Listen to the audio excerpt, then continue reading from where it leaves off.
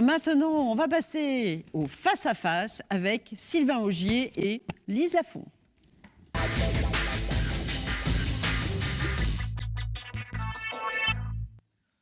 Et oui, chère Nathalie, j'ai le plaisir aujourd'hui de recevoir Lise Lafont. Lise Lafont, bonjour. Bonjour.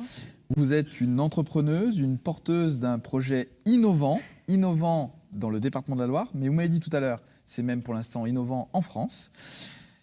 Ce projet s'appelle Éveil Mimosa. Votre constat, c'est le suivant. Les rythmes de vie s'accélèrent pour les enfants et les adultes. Certains parents perdent de plus en plus leur place dans l'évolution ou dans l'éducation de leurs enfants, soit par manque de temps, soit par manque de moyens. D'où votre idée. Votre idée, ça a été créer une structure d'éveil multisensorielle, une mini-société de bien-être à destination des jeunes enfants. Alors, pour démarrer, expliquez-nous concrètement ce qu'est ce projet Éveil Mimosa. Merci Sylvain, bonjour à tous, merci de me recevoir aujourd'hui. Alors le projet Mimosa Éveil, et non pas Éveil Mimosa. Mimosa Éveil, Mimosa Éveil, c'est donc un projet de structure d'éveil multisensoriel. Si on reprend, déjà l'éveil, qu'est-ce que c'est? L'éveil, c'est l'apprentissage, la découverte de manière générale. Multisensoriel, on va du coup placer les 5 sens principaux, la vue, l'odorat, l'ouïe, le toucher, mais également pour les très jeunes enfants, le sens vestibulaire, en tout cas l'équilibre, qui est essentiel dans les apprentissages de l'enfant et le développement. Aujourd'hui, cette structure d'éveil multisensoriel, elle réunit, de par aussi mon parcours, tout ce que j'ai vu de très intéressant et de très innovant dans les accueils collectifs, que ce soit en crèche, en réseau d'assistance maternelle, en centre de loisirs. Et l'idée, c'est de faire un combo de toutes ces choses absolument géniales, de les mettre au même endroit et surtout de les rendre accessibles aux familles. Puisque le constat qui est fait aujourd'hui, c'est que les enfants passent un grand temps en accueil collectif, mais ils sont sans leurs parents. D'accord. Donc concrètement, c'est un espace avec plusieurs salles, ça se passe où? Ça va être où?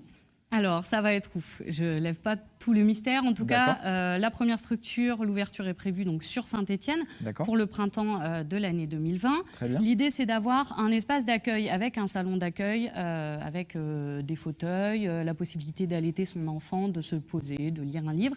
Et en arrière, deux salles d'éveil destinées donc, à différentes tranches d'âge, des 0-18 mois et 18 mois 5 ans pour la seconde salle. D'accord. Alors, quels seront éventuellement vos clients?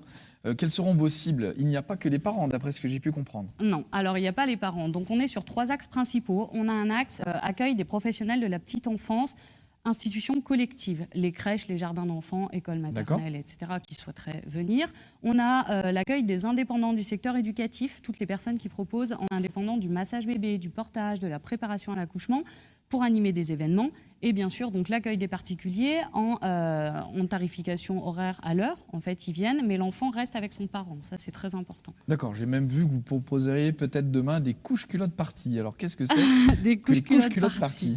Ce serait l'idée de faire des matinées, justement, avec les familles qui aiment bien venir dans la structure et de leur permettre de se voir, de discuter et de passer un temps avec leur bébé et discuter de leurs problématiques et laisser les enfants en autonomie, en libre découverte des espaces et discuter en tant que parents. Voilà, redonner du sens à sa relation enfant-parent. C'est ça.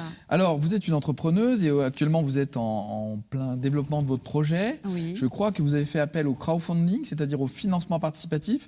Est-ce que vous pouvez expliquer à nos téléspectateurs et peut-être aux personnes intéressées qui souhaiteraient participer à votre projet? C'est ça. Alors, le crowdfunding, comme vous le dites, c'est du financement participatif. J'ai lancé ça sur Internet. L'idée pour moi, et ça va bien avec l'esprit de l'entreprise, c'est de se dire chaque petit geste individuel peut contribuer en fait à un changement massif, à un changement des idées, des vues. Et l'idée de ce financement, c'est que chacun mette sa petite pièce, donc tout le monde peut le faire. Autant les particuliers qui souhaitent voir l'implantation de cette structure aboutir à Saint-Étienne, tout comme les professionnels qui sont intéressés, suivre le projet, se dire comment ça marche, comment elle fait ses affaires, et se dire aussi, au niveau des professionnels, se dire je vais donner un petit coup de main. Moi, quand je me suis lancée, c'était pas si simple, je vais donner un coup de main. Et l'idée, c'est justement de pouvoir récolter 10 000 € en 44 jours. C'est le challenge que je me suis lancé. On est déjà à plus de 2 000 €, c'est énorme. Merci pour votre solidarité à tous ceux qui m'ont donné déjà. Et l'idée, c'est que chacun participe pour une grande victoire. Donc concrètement, comment on peut faire pour participer? Alors concrètement, on peut se rendre sur le site de Ulule. Ulule, c'est le partenaire qui va me suivre sur cette campagne de financement. Le lien, en fait, il est associé à Mimosa Éveil Je Participe. Donc vous cherchez le projet Mimosa Éveil sur le site du LUL. Sinon, vous pouvez retrouver sur mon profil professionnel sur LinkedIn le lien direct pour accéder à la cagnotte. Et c'est avec grand plaisir que je vous invite à participer, notamment les familles qui peuvent acheter des préventes déjà. Donc participer, c'est s'assurer aussi de venir à l'ouverture. Très bien. Eh bien, écoutez, donc ce projet Mimosa Éveil et non pas Éveil Mimosa, on en est très fiers et très heureux de vous découvrir. Merci. Merci beaucoup, Élise Lafont, et à très bientôt dans un nouveau Face à Face. Merci beaucoup.